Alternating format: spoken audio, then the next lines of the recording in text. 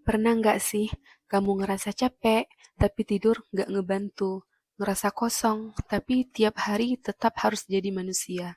Kerjain apapun kayak, kok ngerasanya berat banget ya? Nah, kalau kamu relate sama ini bukan sekedar lelah ya teman-teman, itu bisa jadi burnout.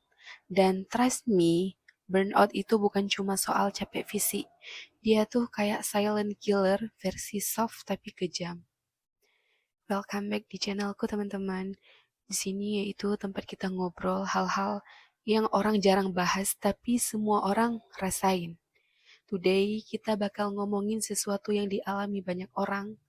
Orang yang kerja, kuliah, ngajar, ngurus rumah, semuanya bikin kita kewalahan, yaitu burnout. Jadi apa itu burnout?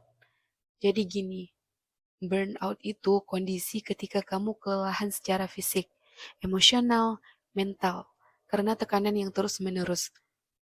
Mirip kayak HP dipaksa main game berat padahal baterainya cuma 5%. Awalnya masih bisa nyala, tapi lama-lama overheat dan mati total. WHO bahkan ngekategorikan burnout sebagai fenomena pekerjaan. Tapi realitanya anak sekolah bisa burnout, mahasiswa bisa burnout, ibu rumah tangga bisa burnout, bahkan orang yang kelihatannya nggak sibuk pun bisa burnout. Nah, sekarang tanda-tanda burnout itu bagaimana sih? Yang pertama, capek yang nggak sembuh-sembuh. Ini bukan capek yang hilang setelah tidur semalaman ya. Ini tuh capek yang udah kayak numpang KTP di badan kamu, yaitu menetap. Bangun tidur rasanya capek, baru mulai kerja capek, pulang capek lagi. Kadang kamu bilang, aku males. Padahal itu tubuhmu lagi teriak, aku nggak kuat lagi.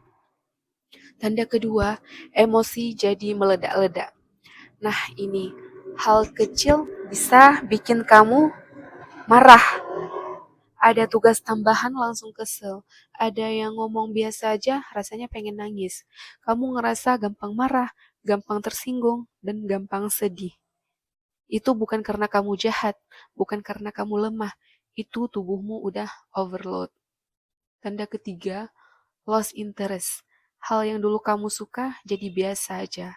Yang dulu kamu suka banget kayak nonton drakor, journaling, make up, jalan-jalan, main game. Sekarang kayak, nanti aja deh. Burnout itu bikin kamu jadi kehilangan semangat. Kayak lampu yang redup, bukan mati, cuma butuh istirahat. Tanda keempat, merasa nggak produktif dan selalu salah. Kamu kerja terus tapi ngerasa nggak maju. Bikin satu tugas saja rasanya kayak naik gunung. Terus kamu nyalahin diri sendiri, kok aku begini banget sih? Padahal bukan kamu yang kurang, tapi energimu yang habis. Tanda kelima, menarik diri dari sosial. Kamu mulai ghosting dan memberi harapan ke semua orang tanpa sengaja. Kamu nggak balas chat orang, nggak angkat telepon, pengen sendirian aja terus. Bukan karena kamu nggak sayang orang-orang itu, bukan karena kamu orang yang nggak peduli, tapi kamu ngerasa aku lagi nggak punya energi buat berinteraksi, aku lagi pengen sendiri. Tanda keenam, everything feel meaningless.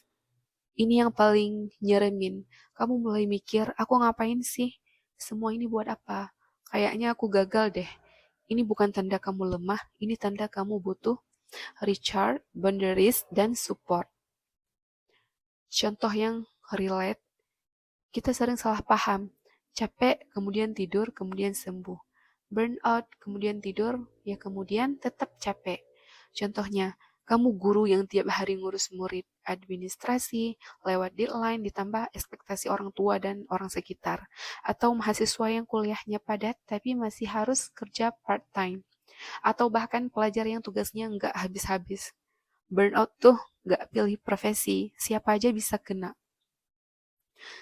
Ini perbedaan dari burnout versus lelah biasa. Apa sih bedanya? Kalau lelah biasa teman-teman, kamu tuh capek, tapi masih bisa senang kalau diajak jalan. Tapi kalau burnout ini, kamu capek, bahkan diajak jalan pun gak ada energi. Kalau lelah biasa, istirahat sebentar, selesai. Kalau burnout, perlu recovery jangka panjang. Simple rule, kalau capeknya sampai bikin kamu nggak jadi diri sendiri, itu tandanya burnout. Kenapa kita tuh bisa burnout? Ya karena kita manusia yang punya batas, yang butuh istirahat. Tapi di dunia sekarang kita dituntut selalu produktif, selalu perfect, selalu harus sempurna, selalu harus kelihatan kuat, sampai lupa kalau kita bukan robot. Terus kita harus ngapain? Jadi gini teman-teman, yang pertama stop pura-pura kuat. Ketahui dulu kalau aku lagi burnout. Oh, aku lagi nggak jadi diri sendiri. Aku merasa selalu salah. Berarti aku sedang burnout. Yang kedua, ambil jeda kecil. Nggak harus cuti panjang. Coba matikan HP 1 jam. Tidur 20 menit. Minum minuman yang enak menurut kamu. Yang ketiga, atur ulang ekspektasi dan batasan. Jangan ambil semua tugas. Jangan bilang iya ke semua orang. Yang keempat, minta bantuan. Cerita ke teman, keluarga, pasangan, atau orang yang kamu percayai. Orang yang baik yang kamu percayai. Kamu nggak harus kuat sendirian. Yang kelima, self-care yang beneran. Bukan skincare doang. Self-care tuh bisa kayak tidur yang cukup, makan yang benar, mind rest, emotional rest. Jadi teman-teman, burnout itu bukan tanda kamu gagal, itu tanda kamu terlalu keras berjuang. Kalau kamu nonton video ini dan ngerasa, wah kok aku banget ya, please take a pause.